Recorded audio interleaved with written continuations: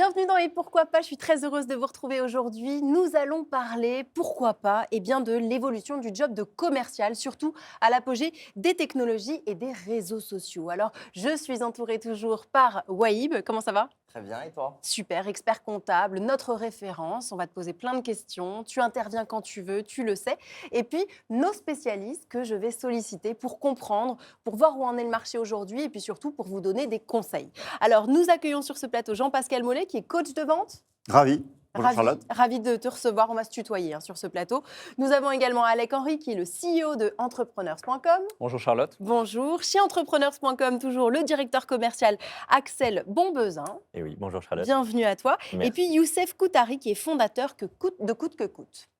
Super, on est bon. Alors aujourd'hui, on a un sujet, c'est que les consommateurs et les entreprises sont beaucoup plus à même du marché. Ils connaissent beaucoup mieux le marché, ils se renseignent. 86% des personnes qui achètent quelque chose se sont renseignées avant sur le produit ou le service qu'ils vont acheter. Donc aujourd'hui, on ne peut pas traiter le consommateur final de la même façon. Voilà pourquoi aujourd'hui, on va s'intéresser à tout ça. Et j'aimerais connaître votre avis sur le marché. Où est-ce qu'on en est? Comment est-ce qu'on aborde aujourd'hui ses clients? Qui prend la parole? Écoutez, je pense que déjà, par rapport à ce que tu disais, Charlotte, clairement, le marché, maintenant, on a un consommateur qui est tellement bien informé déjà sur le Oui. produit qu'aujourd'hui, il ne vient pas chercher, en fait, chez le commercial, de l'explication, de la technique. Il vient surtout s'assurer déjà de connecter avec un humain. Donc, c'est vraiment ça aujourd'hui le rôle du commercial, c'est créer un climat de confiance et venir, par contre, par rapport à la compréhension qu'il va avoir du client et de son besoin, être en mesure de lui proposer la bonne offre. Donc, c'est vraiment ça aujourd'hui que va attendre le consommateur du commercial. C'est plus de sur-mesure, c'est ça? C'est vraiment plus de la compréhension, de s'attarder vraiment sur le besoin, de la recherche du besoin, et derrière de faire de la personnalisation, effectivement, sur du sur-mesure, de te dire, OK, tu pensais venir pour ça, moi je pense que cette version-là pourrait être intéressante, qu'est-ce que tu en penses? Et là, à partir de là, justement, on vient créer la demande. Alors Jean-Pascal, c'est quoi le job de commercial en 2024? En fait, le rôle du commercial, il a changé. C'est qu'avant, le commercial, il arrivait avec l'information et il arrivait un petit peu en preneur d'ordre, hein. Donc, c'est lui, voilà, bonjour, alors voilà, je vous explique mon produit, c'est ça, ça, ça, ça, ça, puis je prends les commandes à la fin. Aujourd'hui, c'est fini et c'est vrai que le commercial, il doit être là pour être en mode consultant et Mm. plus en mode je suis là pour. Et il doit avoir cette vision globale de son marché. C'était moins important avant. Il doit bien connaître ses produits et surtout, il doit challenger ses clients alors que ce n'était pas forcément son rôle avant. Donc, on l'attend vraiment là-dessus et c'est là-dessus qu'on travaille, notamment sur cette phase de diagnostic et de questionnement. On va te solliciter d'ailleurs pour avoir des petits tips, parce que si vous nous regardez, j'imagine que vous vous demandez peut-être quels sont les tips, les infos à avoir avant tout. Moi, j'ai une question pour toi, Alec. Oui. Donc, Alec, ton directeur commercial, c'est Axel. Exact. Pourquoi tu l'as choisi? Parce que maintenant, ça fait un an que vous travaillez ensemble. Et donc, comment est-ce que tu t'es dit, OK, c'est lui, surtout dans ce contexte de technologie, de réseaux sociaux? Déjà, le premier point, c'est que Axel est un homme de terrain. Donc, il a appliqué tout ce qu'il enseigne et transmet à nos équipes commerciales aujourd'hui au quotidien. Il avait des résultats, tant sur la partie commerciale vente que sur la partie gestion et management des équipes. Parce que finalement, être un bon commercial, ce n'est pas être un bon directeur commercial, ça nécessite d'autres compétences. Et ça, c'est aussi important de le souligner quand même. Le dernier point, c'est justement cette capacité à être à l'ère du temps, justement, avec les éléments qu'a évoqué justement Jean-Pascal il y a quelques instants. Et c'est la capacité, en fait, d'aider l'autre à prendre la bonne décision, mais c'est aussi la capacité de comprendre le marché dans lequel on se situe, utiliser les bons outils, vu qu'on va en parler, des outils dans quelques instants, que ce soit liés à l'IA ou la technologie au global, pour démultiplier finalement la force des hommes sur le terrain et aider nos clients à avoir toutes les bonnes informations à leur disposition pour prendre la bonne décision. Ok, c'est très clair. Et donc, Youssef, toi, donc, chez Coûte que Coûte, raconte-nous un petit peu comment tu abordes ce nouveau marché en fait, commercial. Déjà, premièrement, là, on parle de diagnostic, on parle d'écouter la personne, de la comprendre, de se positionner en tant que consultant. Moi, je pense qu'aujourd'hui, le vrai challenge, c'est de savoir prendre des rendez-vous déjà, dans un premier temps. Parce que les personnes, ils sont hyper sollicités. En dehors d'être alertés, de connaître les infos, de connaître le marché, de regarder les avis des différents fournisseurs, peu importe prestataires. Mm. Je trouve que le challenge aujourd'hui, c'est devenu de prendre des rendez-vous de qualité et prendre des rendez-vous avec des personnes à qui on envoie 100 milliards d'emails, 100 milliards Ouais, de c'est sûr. connexions sur LinkedIn, 100 milliards d'appels téléphoniques. En fait, ils sont déjà hyper bookés. Donc, juste avoir cette capacité d'échanger avec eux, avoir cette capacité de les écouter, c'est déjà devenu un big challenge. Donc pour moi, le challenge aujourd'hui, il se ressent sur comment on traite Et cette comment on première fait partie du cycle de vente. Comment on fait pour aller toucher le client? Comment est-ce qu'on fait pour faire la différence par rapport aux On autres? doit se démarquer. Parce que comme expliquait justement Youssef, tout le monde aujourd'hui est sursollicité par appel, par message, toutes ces choses-là. Donc, il faut arriver avec des formats différents. Moi, je sais que récemment, et je l'ai testé avec beaucoup de clients et également avec nos collaborateurs, le format, par exemple, de la vidéo pour interagir avec un prospect, il est incroyable. C'est-à-dire parce qu'on va vraiment le hooker, l'hameçonner, parce qu'il ne s'attend pas à recevoir une vidéo. Par exemple, on pourrait très bien tourner une petite vidéo de nous où on est sur son site internet. Donc déjà, il ne comprend pas pourquoi il y a mon site internet. Et en fait, ça permet justement de briser la glace et d'expliquer, ben voilà, je sais que tu es sursollicité, moi je ne veux pas prendre longtemps. J'ai remarqué sur ton site internet que tu avais une équipe commerciale. Déjà, je te félicite pour ça. Voilà ma proposition. Est-ce que ça pourrait être intéressant qu'on puisse échanger? Et en fait, faire différemment, déjà naturellement, va permettre d'avoir des résultats différents parce que si tout le monde fait tout le temps la même chose, bon, en fait, à un moment, on est sur le même gâteau et on se partage, on a une toute petite part. Non, il vaut mieux faire différent et prendre une plus grosse part du gâteau. Complètement. Et dans tout marché qui est sophistiqué, au plus il est sophistiqué, c'est une stratégie de business de base qui s'applique à la vente, au marketing et même aux produits. C'est vraiment cette notion de se dire, on doit créer de la différenciation et on doit prioriser la qualité à la quantité. Et avant, dans le passé, justement, c'était plus ton marketing ou ta vente qui faisait ta conversion. Aujourd'hui, c'est davantage ton produit, ton positionnement et tes clients eux-mêmes qui vont faire ta conversion. Et ça change tout dans la relation que tu vas établir et dans ta façon de communiquer individuellement ou groupé. Comment on se différencie de ses concurrents? Comment est-ce que, comment on fait? Jean-Pascal? Ouais, alors aujourd'hui, et moi je parle des commerciaux et c'est vrai qu'on les fait travailler le plus possible sur leur marque personnelle, sur leur personal branding, ce qui n'était pas le cas avant, et à travers les réseaux sociaux. Moi, j'accompagne certains de mes clients à recruter leurs commerciaux. Bah, je regarde déjà les profils LinkedIn parce que c'est la carte de visite. Aujourd'hui, il y a 27 millions de profils sur LinkedIn en France. Et si déjà le commercial n'est pas à l'aise avec LinkedIn, qui est le réseau numéro 1 pour faire du business en B2B, eh ben, c'est déjà une preuve qu'il n'est pas, au top du top. Et c'est hallucinant aujourd'hui le nombre d'entreprises où les commerciaux disent bah, LinkedIn, oui, ça ne sert à rien. Et c'est là où ils donnent en fait leur marque personnelle et c'est là où ils vont parler de leur entreprise. Tu l'as dit, 86% des gens Oui. font leur recherche avant. Aujourd'hui, aller solliciter des gens, bah, on est trop sollicité. Et bah oui, je fais mes recherches et bah tiens, je vois une fois, deux fois, trois fois, quatre fois des choses intéressantes de cette personne. Bah, j'ai envie de la contacter le jour où je veux passer à l'action. Après, excuse-moi de rentrer un peu sur ce sujet-là. Moi, c'est un sujet qui me passionne parce que tu sais, LinkedIn, moi, je suis un peu le maire de LinkedIn. Non, non, ce game-là. J'en ai devant, moi, je veux bien. Et donc, moi, les meilleurs commerciaux que j'ai rencontrés, c'était des commerciaux qui n'utilisaient pas beaucoup LinkedIn, en fait. C'est des commerciaux qui n'étaient pas ultra présents. Et s'ils l'utilisaient- Récemment? Excuse-moi, récemment? Ouais, exactement, récemment. Et j'en ai rencontré beaucoup sur mon parcours. C'est pas des personnes qui publient beaucoup, c'est pas des personnes qui passent beaucoup de temps, c'est pas des personnes qui. LinkedIn, ça devient un outil de qualification. Ça te permet d'aller chercher l'info, de regarder qui est la personne en face de toi. Mais tu as plein de jobs aujourd'hui où les acheteurs, les décideurs ne sont pas forcément présents sur LinkedIn. Donc moi, je Ouais. pense qu'il y a un truc qu'on néglige très souvent et qui a fait la différence dans beaucoup d'entrepreneurs que j'ai croisés sur mon chemin. En fait, c'est juste le mental. Parce que c'est un job qui est dur. Moi, je vais vous donner un exemple. Mais c'est une question de personnalité alors finalement. C'est une question de personnalité. Là, j'ai un étudiant hier qui vient me parler et qui me dit Youssef, je commence à être démotivé, j'ai du mal à trouver une entreprise pour l'alternance. Nous, on les accompagne, on est avec eux, on leur présente des boîtes en job dating, etc. Je lui dis écoute, si tu lâches tout de suite lorsque tu es dans l'étape où tu dois chercher une entreprise, sache que je vais faire aucun effort pour te récupérer parce que pour moi, tu ne seras pas fait pour le job. Logique. Voilà. C'est un job où le mental prime, Bien c'est-à-dire sûr. que tu dois te battre. C'est au moment où tu es, le plus bas que généralement les opportunités elles font sortir et tu fais la différence. Et- Et ça, on le néglige souvent. Donc certes, il y a LinkedIn, je suis d'accord, mais LinkedIn, à un moment donné, tu es bloqué, tu es saturé, les personnes y craquent. Non. Pour moi, c'est vraiment une question de mental, ça fait une grosse diff, surtout sur les métiers de commerciaux. Donc pour toi, c'est le mental, mais il y a quand même des outils qui sont mis en avant, comme les CRM, les outils d'automatisation, le social selling, les publicités payantes, etc. etc. On a Raibet qui a été rencontrer des personnes pour leur demander où est-ce qu'ils en étaient et comment est-ce que eux faisaient.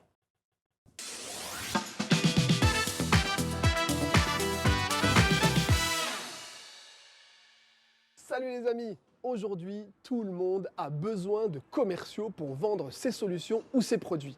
On va aller leur demander comment il gère le pôle commercial avec l'avènement des réseaux sociaux. Allez, on y va. Est-ce que tu utilises LinkedIn pour aller chercher tes clients? C'est à balle sur LinkedIn qu'on chope les noms des acheteurs. Je dis à toute l'équipe, ok, vous m'ajoutez un tel, envoyez un message. En fait, le principe, c'est qu'on essaye d'aller chercher des noms. On cherche des enseignes, des noms. On les contacte via LinkedIn, on appelle pour être sûr d'avoir le contact physique et de les voir, de leur faire déguster le produit, de leur dire vas-y, fais-nous confiance. LinkedIn, un petit post, un petit message.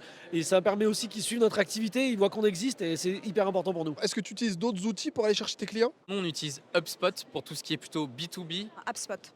et après Wallaxy pour tout ce qui est LinkedIn. Est-ce que ça te prend du temps de prospecter en ligne? Ça me prend pas mal de temps de prospecter sur LinkedIn, mais franchement, le jeu en vaut la chandelle. Enfin, ça nous prend pas trop de temps parce qu'on arrive à avoir des CRM, des automations. Donc D'être mieux structuré, d'être mieux organisé et surtout de connaître son client quand on le démarche. Comment tu fais? T'as un message calibré? Non, parce que ça va assez vite d'envoyer un mail. Généralement, tu as ton architecture de mail. Et à chaque fois, on adapte évidemment le discours. Et l'objectif, c'est de mettre aussi beaucoup d'émotionnel là-dedans, parce que c'est notre job de créer la relation. Et c'est comme ça qu'on arrive, en tant que petite marque, à créer des choses et à engager les gens. C'est grâce aussi à cette partie émotionnelle et relationnelle. Donc Youssef, toi tu parlais du mental, on voit que LinkedIn est quand même très, très souvent cité, on parle d'HubSpot aussi. Toi Alex, c'est quoi ton avis sur le sujet? C'est une excellente question et je vais donner un exemple très très concret. La plupart des gens parlent ici d'émotionnel, etc. Mais en réalité, c'est aussi le bénéfice. Il faut se concentrer sur l'autre et savoir ce que ça va leur apporter. C'est-à-dire que les gens, finalement, s'en fichent un petit peu des éléments techniques d'un produit ou des informations spécifiques. Je vais prendre un exemple très très concret. Ce début d'année, j'ai choqué différentes personnes sur LinkedIn en faisant un post en évoquant le fait d'être rémunéré 3 000 € de l'heure en consulting. Alors, ça peut choquer effectivement, et l'idée, c'est pas de dire je gagne 3 000 € de l'heure sans rien faire. Mais le sous-jacent de ça, c'est de se concentrer sur pourquoi les gens paieraient si cher 1 heure de mon temps par rapport à ça. Et en fait, la réalité, c'est que les gens seraient prêts à payer même bien plus cher. Pourquoi? Parce que je me concentre sur le fait d'appliquer des stratégies qui fonctionnent, de leur apporter du bénéfice, et les gens recherchent juste un ROI. Et quel que soit le produit, qu'on le vende à 3 €, à 30 € ou à 30 000 €, finalement, ce que les gens veulent réellement, c'est juste avoir un retour sur investissement ou avoir finalement ce qu'ils recherchent. Et ça, c'est extrêmement important de se concentrer là-dessus. Et du coup, arrêtons de se concentrer sur des éléments techniques, des informations qui ne sont pas forcément capitales, et commençons à se concentrer sur les bénéfices et les intérêts émotionnels des individus qu'on va aider. Et ces outils-là, d'empathie, effectivement, mais pas que. Il y a l'empathie, donc le fait de comprendre ce que va ressentir l'autre, mais il y a la compréhension réelle du besoin et de la volonté de l'autre. Et parfois même, le prospect n'a pas conscience de son problème et n'a pas conscience de ce qu'il lui faut. Et c'est à nous d'éveiller justement cette conscience et de l'aider à prendre la bonne décision, comme l'évoquait tout à l'heure Jean-Pascal. Et pour rebondir sur ce que tu dis, les gens n'achètent pas un prix, ils achètent des résultats. Ça, c'est vraiment important. C'est pour ça qu'ils sont en capacité de payer 3 000 € pour 1 heure, parce qu'en fait, derrière, c'est OK, cette heure-là va me permettre de gagner combien? Donc, c'est vraiment ça, c'est de dire se focaliser sur notion de résultat plutôt que prix. Donc quand on voit que Alec parle de 3 000 € par heure de consulting, je crois que vous avez fait un post LinkedIn. Est-ce que tu peux nous en parler? Oui, alors on en a échangé tout à l'heure tous les deux. Et c'est vrai qu'il y a tellement de promesses, entre guillemets, qu'on peut trouver sur Internet. Et moi, bon, ça fait très longtemps que je fais ce métier et j'en vois passer pas mal. Il y a tellement de gens qui essaient entre guillemets, de profiter et de faire croire à des choses qui, en fait, ne sont pas réelles derrière, que ça m'avait fait réagir. Parce que c'est vrai que l'information, c'est voilà, je gagne 3 000 € de l'heure. On en discutait tout à l'heure. C'est pas 3 000 fois 7 heures par jour. C'est je vends 1 heure à certaines personnes qui sont déjà capables de pouvoir investir là-dedans. Parce que tu l'as dit, ce qui est important, c'est qu'est-ce que ça me fait gagner à la fin. Mais il faut pouvoir les mettre au démarrage. Tout le monde ne peut pas les mettre. Si je lance mon produit, je ne peux pas mettre 3 000 balles dans 1 heure. Donc, c'est ça qui m'avait fait réagir. Et c'est vrai que voilà, on a échangé. Donc, en fait, tu es choqué par le fait qu'il puisse avancer, le fait que 3 000 € en consultation. Comme ça, brut de pomme, sur un post LinkedIn, là où tu vois qu'il y a 90% des posts ou beaucoup de posts qui accrochent comme ça en disant « j'ai gagné autant, je fais ça », etc. Oui, à un moment donné, moi, ça me fait réagir parce que le business, c'est pas si simple que ça. Et c'est ne pas faire croire comme ça à tout le monde qu'on peut gagner 3 000 € de l'heure comme ça. Alec, pardon. Non, après, ce qui est dommage, c'est que sur les réseaux sociaux, effectivement, Jean-Pascal, beaucoup d'entrepreneurs vont vanter leur réussite au motif qu'ils gagnent beaucoup de cash. Bien sûr. Ce n'est pas l'objectif de démontrer que tout est possible, parce que beaucoup racontent, effectivement, parfois, n'importe quoi. Facturer 3 000 € de l'heure, bien sûr, mais derrière, il y a 5-10 années d'expérience, et effectivement, il y a une cible. qui est recherché et qui est capable de payer 3 000 € de l'heure parce que grâce à la consultation qu'Alec pourrait offrir, derrière, il va y avoir une rentabilité que le client va retrouver. Donc, en réalité, sur sa marge, il impacte les 3 cas et derrière, il a gagné du cash. Donc, en réalité, c'est un investissement et personnellement, je suis prêt aussi, en tant que chef d'entreprise, à payer une prestation 3 000, 5 000, 10 000 si je sais qu'à l'issue, j'aurai x5, x6, x7 ou même x2. Et là où je suis d'accord, c'est que beaucoup d'entrepreneurs font l'erreur de justement de prendre la mauvaise métrique en regardant que le chiffre d'affaires, mais ce qu'ils doivent surtout regarder, c'est OK, c'est quoi la marge en fait que ça laisse réellement Absolument, derrière. absolument. Parce que en fonction de ce qu'ils vont facturer aux clients, bah derrière, il y a des coûts, il y a des charges, et donc la marge n'est peut-être pas la même. Donc des fois, on est tous omnibulés par « Waouh, il fait 1 million de chiffre d'affaires ». D'accord, mais in fine, il reste combien sur la table? Et on peut se rendre compte que des fois, il y a des activités où ils gagnent beaucoup mieux en faisant 300 000 que 1 million, parce que derrière, bah, il y a beaucoup moins de charges. Ah bah, je suis d'accord, Alex, ouais, justement, je me permets, je voudrais que tu rebondisses en fait sur la réflexion de Jean-Pascal, parce que l'objectif de ton En poste, gros, c'était tu vends de du choquer. rêve, quoi. Tu vends du rêve. Alors, c'est intéressant, cette remarque. Tu parce vends que- du rêve, selon Youssef. Alors, Non, juste- pas moi. Moi, je trouve que c'est bien parce qu'il touche les personnes qui sont motivées par l'argent. Donc, en fait, ce message-là, il est clair, il est simple, c'est Ouais. émotionnel. Mm. Quelqu'un qui est motivé par l'argent, il va forcément être attiré par ce message. Donc, d'un point de vue pour alpaguer, accrocher les personnes, je trouve ça top. Après, derrière, est-ce que c'est vrai ou pas? Bah, il n'y a que lui qui sait, finalement. Mais moi, je trouve que c'est hyper bon Et accroche. son expert comptable, peut-être. Ah, bien sûr. C'est toi? Non. Mais pour répondre à ces deux éléments, le premier, c'est que effectivement, le but, c'est d'accrocher l'attention des gens avec un tel message et une telle headline. Ça a marché, visiblement, et c'est plutôt bien. Un post en moyenne chez nous, il fait entre 30 000 et 100 000 impressions. Ici, ce post, il a fait 500 000 impressions. Donc, on voit tout de suite la différence. Et ensuite, derrière, c'est de véhiculer un message qui est clair par rapport à, ici, le contexte, valoriser son temps, par rapport à la valeur qu'on peut apporter aux gens, ni plus ni moins. La réflexion de Jean-Pascal, sincèrement, je la rejoins, on en a discuté tout à l'heure en buvant un petit café, c'est qu'aujourd'hui, effectivement, sur Internet, on voit tout et son contraire. Et c'est important, dans la posture qu'a Jean-Pascal aujourd'hui, qui est aussi influent sur LinkedIn dans le domaine de la vente, de mettre en évidence, attention, il y a des choses qui peuvent être plus ou moins bonnes. Aujourd'hui, on a échangé, on a discuté, je pense qu'il a constaté que j'étais sérieux dans mon approche et que j'étais en capacité justement de délivrer des résultats à mes clients, sinon ça ne ferait pas 6 ans qu'on le fait avec plus de 10 000 clients et on n'aurait pas cette posture sur le marché. Mais ce que je veux dire par là, c'est que dans sa posture, finalement, si je prends du contexte et de la hauteur, c'était bienveillant, c'était plus, attention quand même, il avait lu que le démarrage du poste et c'est Il va y vrai avoir que un démenti alors. on voit tout et son contraire. On Je voit ferai un post LinkedIn. avec plaisir. Tu t'y engages? Oh, bah, avec plaisir. Allez, on y va. Mais on voit tout et son contraire justement, et c'est dans cette démarche que je pense qu'il a voulu mettre ça en évidence. Mais c'est bien aussi de pouvoir juste alerter pour pas que Bien tout le monde sûr. soit totalement floué. Maintenant, j'aimerais qu'on rentre vraiment dans du concret. Qu'est-ce que vous conseillez comme outil pour avoir une stratégie commerciale en phase avec le marché d'aujourd'hui et les consommateurs d'aujourd'hui? Ouais. Avant de parler Concrètement. d'outils, je parle plus de pourquoi les outils. Ce qu'il faut comprendre, c'est qu'on ne peut améliorer que ce que l'on maîtrise. Donc la data est Mais on clé. veut quand même des outils. Bien sûr. Mais je dirais less is more. C'est-à-dire qu'il ne faut pas avoir trop d'outils et c'est vraiment l'erreur que commettent trop d'entrepreneurs D'accord. aujourd'hui. Ils se retrouvent avec une multitude d'outils et ce n'est pas ce qu'ils ont besoin. Aujourd'hui, l'élément phare que toute entreprise doit avoir, tout commercial doit avoir, un CRM. Pendant des années, j'ai vu des commerciaux quitter des entreprises avec toute la mémoire et les données de l'entreprise parce que leurs données étaient dans leur répertoire téléphonique et ils repartaient avec. Aujourd'hui, une entreprise doit absolument avoir un CRM, mettre ça à disposition de ses collaborateurs pour centraliser toutes les données de ses prospects et de ses clients parce que c'est l'historique de l'entreprise. Et ça, c'est capital, c'est le Ok. premier outil Le à CRM. mettre en place. Pour moi, l'outil central, c'est ce qui permet de faire de l'hyper-qualification. C'est-à-dire qu'aujourd'hui, les personnes sont difficiles à contacter, Carrément. ils sont sursollicités. Il faut qu'on qualifie ou on disqualifie. Ouais. Et moi, l'outil central que je mets en place déjà dans mes équipes, parce que l'école, c'est aussi un business finalement à sûr. développer, mais qu'on apprend aussi à nos étudiants, c'est apprendre à hyper-qualifier ou hyper-disqualifier. Donc derrière, OK, lorsque Bien sûr. tu contactes une entreprise, est-ce que tu as les bons interlocuteurs? Est-ce que tu sais qui est le décisionnaire? Est-ce que Bien tu sûr. connais les critères de décision? Est-ce qu'ils sont en train de pisser le sang? Est-ce que là, ils ont Ouais. mal? Est-ce qu'ils sont en train de souffrir? S'ils souffrent, oui. Pourquoi ils sont en train de souffrir? Quel est l'impact de leur souffrance? Est-ce qu'en interne, tu connais quelqu'un qui va pouvoir appuyer la vente? Et en fait, ce sont plutôt des frameworks et des méthodologies qu'on met en place, qu'on implémente pour savoir, OK, est-ce que ce client, est-ce que ce prospect, on met de l'énergie ou pas? Mais t'as Pour totalement moi, c'est ça le raison, plus parce important. que ça aura tellement une incidence derrière sur le taux de conversion Bien sûr. que naturellement, faire une bonne qualification en amont Bien sûr. va permettre d'optimiser la performance des équipes commerciales Ouais. et donc les résultats de l'entreprise. Gagner du temps. Nous, on leur dit arrêtez de vendre. Ouais. Qualifier à mort, Bien sûr. écouter à mort, Jean- essayer de comprendre. C'est prendre, Jean-Pa- prendre du Jean-Pascal, temps fait gagner du temps, en fait. Jean-Pascal, toi, selon toi, quel outil est un indispensable aujourd'hui quand tu coaches les entrepreneurs? On revient sur LinkedIn parce que LinkedIn, ça permet d'avoir sa base. C'est une base de données à ciel ouvert. C'est la base de données la plus récente parce que les gens, dès qu'ils changent de job, en général, ils changent leur Ils profil actualisent. LinkedIn. Donc, quel que soit ce qu'on peut avoir, c'est quand même centré là-dessus. On a quand même une tonne d'informations que les gens ont mis volontairement. Donc, on a accès facilement. On peut les contacter relativement facilement. Après, on est sursollicité.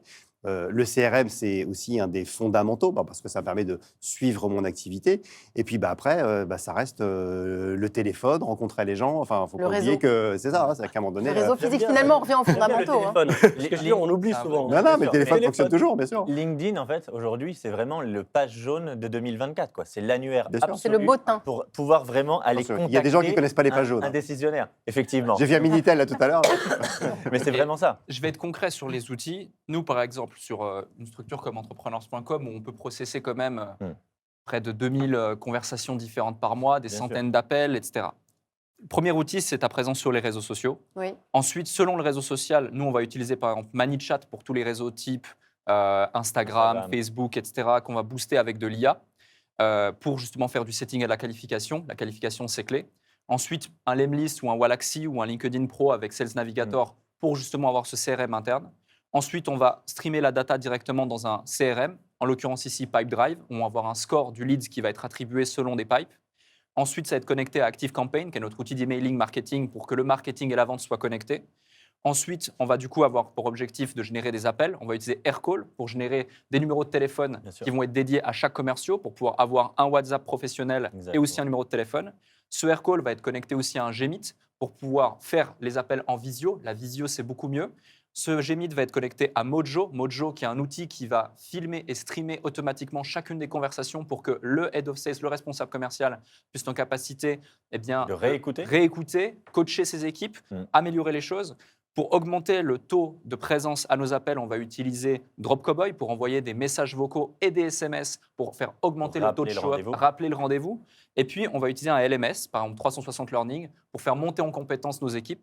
Car pour monter en compétence, eh bien, il faut se faire former, se coacher avec Mojo, avec un responsable commercial et avec nos ressources. Bon, bah écoute, je vous avais promis qu'on avait des tips dans cette émission. Et ben là, je pense qu'on est servi. Merci beaucoup pour Plaisir. tous ces détails, d'ailleurs, à tous les quatre.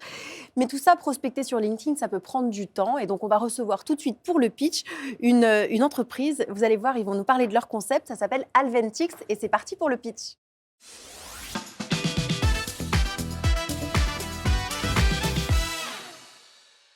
Bienvenue à tous les deux. Alors, on accueille ici Alexis Dubin et Liam Mouali d'Alventix. C'est à vous. Du coup, Alventix, le principe, c'est que c'est une solution pour fournir aux entreprises qui va allier la qualité et la quantité en termes de prospection sur LinkedIn et qui va permettre en fait d'aller ajouter des prospects qu'on a définis au préalable, de discuter avec eux. Et l'objectif final, c'est d'avoir un rendez-vous avec un vrai commercial qui, lui, va gérer la partie closing. Donc, c'est un peu le pitch de notre solution. On est parti d'un postulat qu'on rentrait dans une nouvelle ère en termes de prospection et de vente.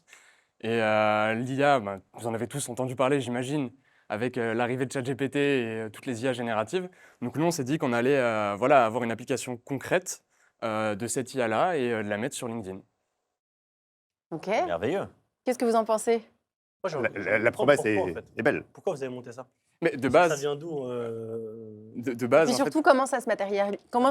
ça se matérialise dans le sens où en fait, nous, chez le client, on fournit un ordinateur où dessus, en fait, il y aura une intelligence artificielle qui va tourner et qui va aller sur LinkedIn, donc faire à la fois du clic, donc qui va aller ajouter le prospect, qui va aller discuter avec lui, donc lui envoyer un message, un icebreaker qu'on aura prédéfini par rapport à l'industrie du coup du prospect. Et ensuite, il va vraiment aller discuter, le prospect va répondre, s'il répond, généralement il répond, et ensuite il y a toute une discussion. Donc c'est un peu comme un Wallaxy un peu plus complet, où il y a vraiment cette interaction humaine et c'est pas un message spam automatique, bonjour, entre crochets, prénom, je te contacte pour ça. L'idée, c'est que c'est vraiment de prendre le profil LinkedIn du prospect, de l'analyser. Du coup, on fait une analyse IA avant. Donc, on le qualifie, comme vous en avez parlé de la qualification juste avant. Et une fois qu'il est qualifié, nous, on va lui envoyer un message personnalisé par rapport à son expérience, par rapport à un post qu'il a posté. Et tout ça, c'est fait automatiquement. Tu dis mettre un ordinateur chez le client. Ouais. C'est-à-dire, tu viens, tu mets un ordinateur chez le client, Et c'est en pas fait- un outil qu'on vient... Non, c'est pas un outil qui est dans le cloud, c'est vraiment un ordinateur qui est chez le client pour les questions d'IP et des questions aussi de sécurité. C'est comme si tu embauchais une nouvelle personne, mais il n'y a pas la nouvelle personne. Tu as juste son PC portable, en quelque sorte, qui tourne. Et en fait, tu as le commercial qui tourne, enfin du coup le prospecteur qui tourne tous les jours et qui va chercher du coup du rendez-vous. sur LinkedIn. Comment ça se passe? Parce qu'on en a parlé en loge et moi, clairement, je suis partisan d'utiliser ces nouvelles technologies. Ouais. Nous, on l'a fait de deux manières chez entrepreneur.com. On l'a fait avec cette manière sur Instagram, c'est-à-dire vraiment, on a une intelligence artificielle qui va contacter nos prospects. Et on a sur LinkedIn, par contre, une équipe vraiment dédiée avec des personnes, on appelle ça des setters, qui vont faire des conversations. Moi, aujourd'hui, le constat que je fais, par contre, c'est que l'IA est incroyable. Elle arrive vraiment à pré-mâcher le boulot, à amorcer une bonne conversation. Mais par moment, elle est, si je peux dire, sur la touche parce qu'elle ne sait plus comment prendre le relais, comment, en fait, par rapport à la réponse du prospect, comment elle va devoir interagir. Et donc, nous, généralement, c'est à partir de là qu'on a une personne, un humain, qui prend la main. Comment vous le gérez, vous, dans votre cas de figure? Comme l'a dit tout à l'heure Alex, c'est que la data est clé. Donc nous, ce qu'on fait, c'est en fait, on fait une espèce de surentraînement de chaque IA par rapport à chaque client. Donc on a vraiment cette approche personnalisée sur l'outil. C'est que généralement, le client connaît son type de prospect, il sait quoi leur dire, il a toutes les datas en sa possession. Et donc en fait, nous, on va entraîner nos IA à dire, dans ce cas de figure-là, il faudrait que tu répondes comme ça. Et en fait, on rajoute la touche humanisante parce que c'est l'IA générative qui le fait. Alors, tu vois, dans mon cas de figure, pourquoi? Parce que, bon, pour expliquer, moi, je fais donc ça s'appelle du setting, en Ouais. fait, là. Moi, je fais ça depuis 2020, donc vraiment, je connais parfaitement. J'ai fait des milliers de conversations. Ton robot, comment il gère l'objection demain qui arrive fréquemment de « merci, c'est gentil, j'ai besoin de rien ». Alors, du coup, on peut le gérer comme tu le veux. C'est ce qu'on fait avec nos clients, en tout cas aujourd'hui. C'est qu'on leur dit, du coup, en cas d'objection, qu'est-ce qu'on fait? Ok, Est-ce donc qu'on tu dois continue rédiger un script, en fait, en amont, avec plusieurs chemins, où en fonction des réponses préétablies, l'IA va prendre, en fait, une... C'est ça. Mais alors, est-ce que c'est une IA, finalement, ou est-ce que c'est un robot qui suit un script? C'est une IA, ça reste une IA parce que tu as le côté génératif. En fait, c'est comme lui donner du contexte, comme quand j'imagine, tu donnes du contexte à tes setters. Bien sûr. Tes setters, ils ne suivent pas bêtement le script, ils le mettent en contexte, ils l'appliquent. Donc l'idée, c'est que l'IA fait la même chose, sauf que du coup, c'est plus scalable. Donc elle suit un chemin, mais par contre, en fait, elle vient justement tout autour apporter les bonnes informations. Ok. La problématique, c'est que l'IA, elle n'est pas encore assez avancée pour une capacité de raisonnement. Est-ce que des fois, vous faites... si le chemin n'a pas été au préalable écrit, qu'est-ce qui se passe en fait? Est-ce qu'il y a une alerte et l'humain reprend la main? Comment ça fonctionne? Mais du coup, c'est ce qu'on fait. Généralement, en fait, on a à chaque étape du process dans la discussion, on a mis des garde-fous qui nous font des rapports sur ce qui se passe. D'accord. Donc effectivement, s'il y a quelque chose qui colle pas ou qui est pas logique, d'ailleurs, nous, on a une alerte. Bon, après, il peut y avoir une part d'incertitude, comme partout. C'est quoi le moyen de communication? C'est la messagerie LinkedIn ou c'est le Ouais, mail? c'est ça. Uniquement messagerie LinkedIn. Pour l'instant, c'est pas multicanal, c'est D'accord. juste messagerie LinkedIn, mais... Intéressant. Merci. J'ai une question. rapide. Dernière question, oui. Vous adressez à quel type de marché? Parce que pour moi, faut de la volumétrie. Aller adresser des comptes spécifiques dans de la vente complexe, vendre des ERP ou quoi. Je vois mal aller adresser un DSI, un DAF ou un DG sur de l'IA générative. Est-ce que vous vous adressez à une typologie d'entreprise bien précise ou c'est vraiment l'outil qui se vend à tout le monde? Eh bien, au départ, on a voulu faire ça et il s'est avéré qu'on a plusieurs types de clients assez différents les uns des autres. On a typiquement un gestionnaire de patrimoine qui vend des PER sur LinkedIn. Ok, Donc, c'est quelque chose qu'on ne s'y attendait pas. Des organismes de formation, enfin, tout type de marchés différents. Merci beaucoup, les garçons. Je vous Merci. souhaite plein de bonnes choses. Merci. beaucoup. Et on va tout de suite poursuivre avec notre expert, puisqu'il va nous parler de l'optimisation des équipements que peuvent avoir les entrepreneurs dans le cadre de cette stratégie commerciale. C'est tout de suite, l'expert nous éclaire.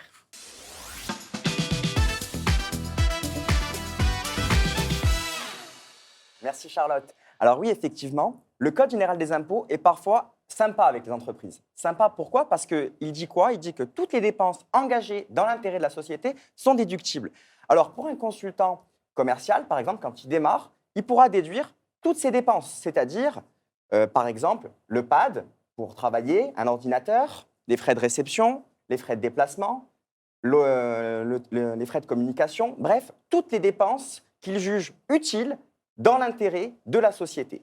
Ce consultant, il va grandir. Quand il va grandir, il va créer de l'emploi. En créant de l'emploi, il va avoir des collaborateurs qui devront être dans le confort pour réussir à réaliser ce métier qui est difficile. C'est un métier qui est exigeant, tu le rappelais Youssef tout à l'heure. Et il faut que l'entreprise prenne en considération ce facteur pour permettre à ses équipes de briller. Et là, encore une fois, toutes les dépenses engagées dans l'intérêt de la société sont déductibles. Bien évidemment, le Code général des impôts nous rappelle à l'ordre et stipule que toutes dépenses jugées somptuaires ne sont pas admises en déduction. Donc oui aux dépenses, mais maîtrisons ces dépenses qui doivent être engagées et justifiées en cas de contrôle fiscal qui pourrait être déclenché. Et pour finir, je dirais de ne pas négliger cet aspect de présentation parce que, comme le dit un célèbre poète Victor Hugo, la forme, c'est le fond qui remonte à la surface. Donc travaillons cette image et respectons nos clients de sorte à ce que la société puisse grandir. J'adore, ils sont poètes aussi, les experts comptables, je trouve ça assez génial. C'est rare, mais c'est beau. C'est rare, ils sont poètes et ils citent qui? Basilou, on t'écoute.